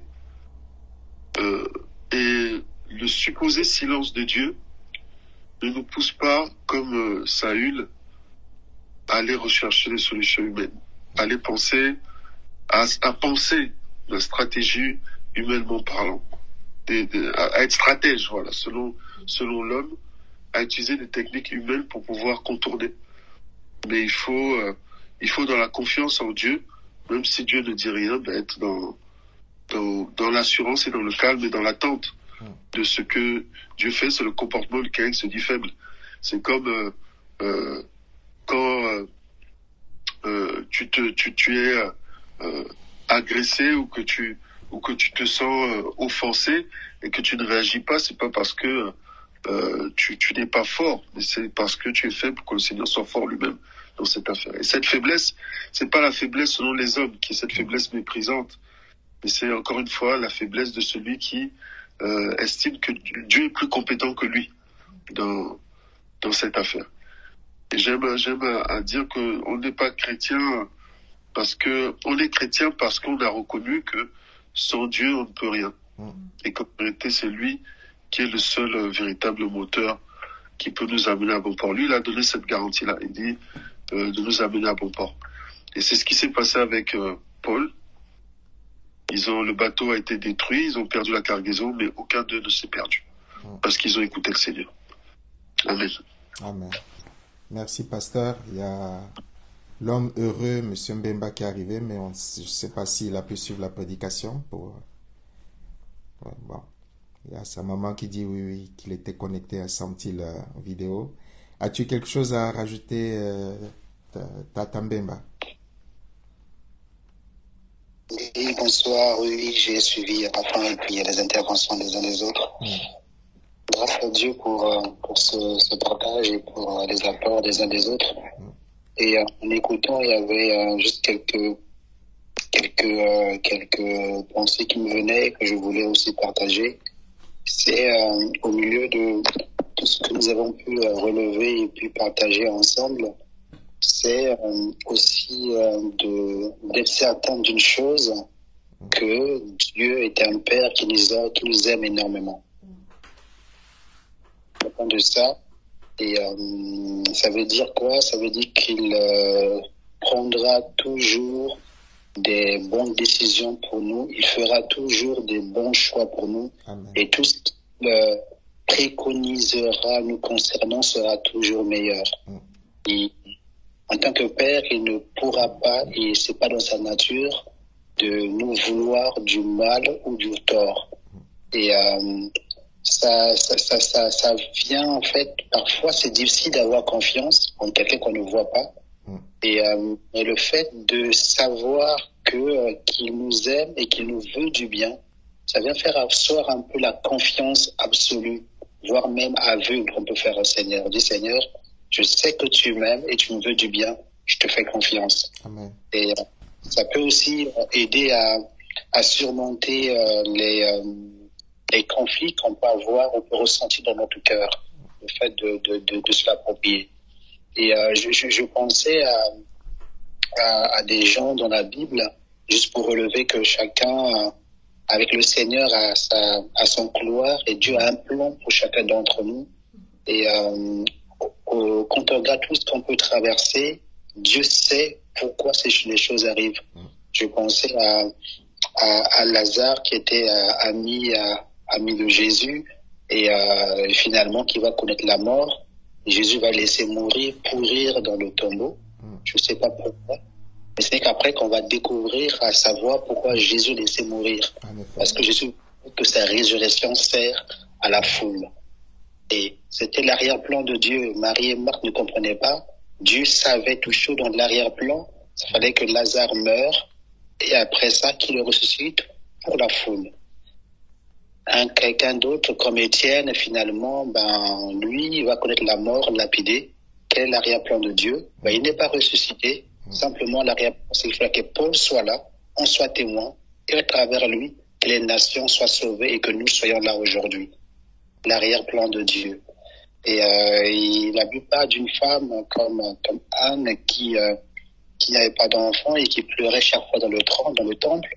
Et à un moment, un jour, elle s'est dit, je vais arrêter de me lapider, de me lamenter contre mon sort, et je vais décider finalement d'être dans la joie d'allégresse. Et ce changement d'attitude a créé Général Miracle. C'est juste pour partager, il y a différents profils dans la Bible, et chacun a sa marche avec le Seigneur. Aucun profil ne correspond à l'autre. C'est se dire simplement, Seigneur, on te fait confiance, et tu sais où est-ce que tu nous amènes. Si on ne comprend pas aujourd'hui, c'est que toi, tu as un arrière-plan qui est plus grand et qui nous dépasse, et c'est ta gloire qui va se manifester. Je sais que tu m'aimes et tu me feras forcément du bien et tu me voudras du bien. Et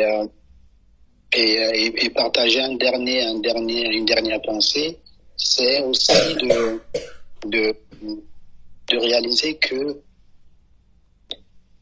souvent, en tant que père, le Seigneur nous apporte des éléments de réponse. Dieu n'est pas dans cette dynamique de dire, OK, puisque tu ne comprends rien, puisque tu deviens de plus en plus anxieux, soucieux, je te laisse dans ton coin souffrir. Et il permet de nous donner des éléments pour nous rassurer qu'il est au contrôle de tout. Et, nous pouvions nous faire confiance, et des fois, parfois, nous ne comprenons pas. Et parfois, nous pouvons nous arrêter, il veut nous expliquer, ou parfois, il ne nous expliquera pas. Mais ce dont nous pouvons être sûrs, c'est qu'il nous aime et qu'il nous veut du bien. Et c'est son plan suprême qui va s'accomplir dans tous les plans. Nos standards à nous, malheureusement, ce sont les standards humains, les standards qui ont été fixés par les hommes, par le monde. Et c'est sur ces standards-là que nous jaugeons le temps, que nous jaugeons l'accomplissement des choses ou encore la réalisation des projets. Malheureusement, et parce qu'on est fait comme ça, nous pouvons faire confiance au Seigneur qui, lui, a un regard différent et qui permet que toutes choses aboutissent selon son plan et selon sa volonté. Amen. Amen. Amen. Merci beaucoup. Merci beaucoup. Comme quoi le mariage, ça inspire. Hein? Pasteur Carmen, pour terminer. Bonsoir. Bonsoir. Je prenais plaisir à constater la fin de la lune de miel de mon frérot et de sa moitié. Gloire à Dieu. Gloire à Dieu. Je bénis le Seigneur pour la pensée qu'il t'a inspirée, Pasteur Guy, et puis pour les riches apports de chacun par la grâce de Dieu. Amen. C'est vraiment une bénédiction. Vraiment, ça veut dire que Dieu veut vraiment nous bénir. Gloire à Dieu pour cela. Vraiment, après avoir entendu tout cela, la pensée qui me venait, c'était le plan de Dieu, d'une part, qui est important et nous incite à vraiment nous rappeler que Dieu est souverain. C'est une vérité. Et aussi que nous ne devons pas oublier que Jésus revient bientôt. Et puis nous pouvons regarder l'environnement. Si vraiment le Seigneur nous donne de regarder aussi avec les yeux spirituels, nous voyons vraiment que oui, nous devons vraiment nous préparer à son retour, nous préparer à cette éternité qu'il nous invite à passer avec lui. Ça, c'est aussi une vérité. Et c'est vrai que le fait de ne pas considérer la souveraineté de Dieu et cet amour dont chacun aussi a parlé un peu, vraiment c'est dangereux. C'est dangereux pour nos âmes parce que le plan de Dieu, c'est le salut. Mais après le salut, il y a aussi cette éternité qu'il nous invite à passer avec lui puisqu'il a décidé que ce monde passera. Ça, c'est indépendamment de notre volonté, indépendamment de tout ce qu'on peut vouloir. Ça, c'est déjà écrit. Ésaïe 46, verset 10, le Seigneur dit « J'annonce dès le commencement ce qui doit arriver et longtemps d'avance ce qui n'est pas encore accompli. Je dis, mes arrêts subsisteront et j'exécuterai, toute ma volonté. » Donc vraiment, soyons sûrs que notre volonté, et je crois que ça a été aussi dit, n'est vraiment pas du tout au-dessus de celle du Seigneur, quelles que soient nos envies, quel que soit ce qu'on aimerait. Et il y a la vérité de la parole de Dieu. Et nous devons en tenir compte. Il y a chacun après de faire son choix. Et aussi, je voulais aussi dire que par rapport à cet attachement au Seigneur, cet apprentissage de la parole de Dieu, cette connaissance que nous sommes vraiment encouragés à avoir, eh bien, c'est comment dire, c'est notre obligation à tous, non pas pour entrer dans un challenge ou dans une compétition. On ne médite pas la parole de Dieu pour amasser des connaissances et pour se comparer les uns aux autres. Mais c'est vraiment pour connaître ce Dieu à qui nous devons faire confiance, pour grandir vraiment dans cette foi sans laquelle nul ne verra Dieu, sans laquelle on ne peut pas être agréable à Dieu. Il faut vraiment, vraiment connaître le Seigneur. De la même manière qu'on se connaît les uns les autres, plus on se fréquente, plus on se connaît, plus on se reconnaît. Eh bien, en fait, le but, c'est ça, c'est de connaître Dieu. C'est pas le Seigneur ne veut pas nous confronter à une difficulté intellectuelle au travers de sa parole, mais il veut se révéler. Et donc, il faut pas avoir peur. Il faut pas se laisser décourager par les voix de l'ennemi qui peuvent nous dire tu n'es pas capable, toi, c'est pas pour toi. Vraiment, n'écoutons pas ces voix-là, mais allons, plongeons-nous dans la parole telle que nous la recevons. Et au fur et à mesure, le Saint-Esprit qui nous a été donné pour nous enseigner la vérité va faire son œuvre. Amen. Amen. Amen. Bon, on va te demander de nous recommander la grâce de Dieu, hein, pasteur. Amen. Amen, amen.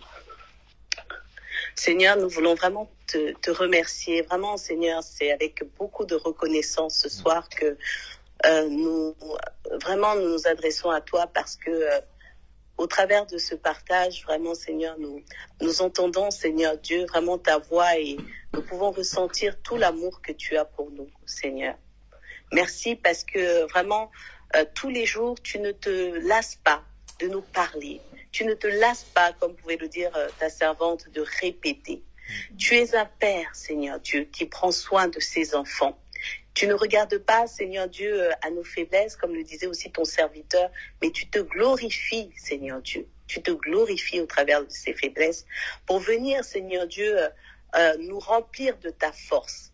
Et ce soir, Seigneur, tu viens nous rassurer. Tu viens nous dire que tu es au contrôle de toutes choses, que ton plan est parfait, que tes desseins sont parfaits. Comment ne pas te louer? Comment ne pas t'exalter, toi qui nous veux du bien, toi qui nous aimes, toi qui nous as sauvés, Seigneur, de la plus belle des manières. Et tu nous as sauvés d'une condamnation réelle et terrible. Merci, Père. Merci, Seigneur Jésus, parce que ce soir, c'est en ton nom que nous prions ensemble, Seigneur, pour que tu viennes encore nous conduire sur le chemin que tu es, que tu viennes encore nous remplir de la vérité que tu es, et que tu viennes encore nous remplir de la vie que tu es. Seigneur Jésus, nous avons besoin, soif de toi, soif de cette eau qui est ta parole, afin que dans nos cœurs tu te révèles, afin que dans nos cœurs tu aies, comme le disait ton serviteur, cette place centrale, que tu prennes toute la place, que ton règne, Seigneur, se répande dans nos vies, et que nous n'ayons plus, Seigneur Dieu, vraiment dans notre cœur ce compromis entre la chair et l'esprit, ce compromis, Seigneur, entre le royaume des cieux et le monde, mais que vraiment, Seigneur, nous ayons vraiment, avec nos yeux qui s'ouvrent sur la vérité, ce désir de t'appartenir totalement, Seigneur Dieu. Merci, Seigneur Jésus, pour ton amour. Merci pour la révélation que tu nous donnes, chacun pour sa part encore ce soir. Souviens-toi de tous ceux qui sont malades. Souviens-toi de tous ceux qui ont faim. Souviens-toi de tous ceux qui sont en proie au découragement. Souviens-toi de tous ceux qui sont en proie à des tourments de toutes sortes que tu connais. Souviens-toi de ceux qui sont dans le deuil, Seigneur, afin de les consoler. Et surtout, Seigneur, merci d'unir ton Église par le lien de l'amour et de la paix, par ces temps difficiles que nous traversons, Seigneur. Nous voulons nous préparer à ton retour, nous, ton Église, Seigneur. Donne-nous de continuer à entendre ta voix. Saint-Esprit, continue vraiment de glorifier le Père et donne-nous, Seigneur, tous les dons nécessaires pour accomplir ton œuvre. Amen. Dans le nom puissant de Jésus. Nous te recommandons notre soirée, chacune de nos familles, chacune de nos maisons, Seigneur, pour que ta présence demeure et surabonde dans le nom de Jésus. Amen. Amen. Amen. Amen. Je vous remercie pour votre patience et je souhaite à chacun d'entre vous une très bonne soirée. Et une bonne soirée sur Facebook. On se retrouve direct Facebook dimanche aux environs de 11h pour la prédication. Bonne soirée. Bonne soirée.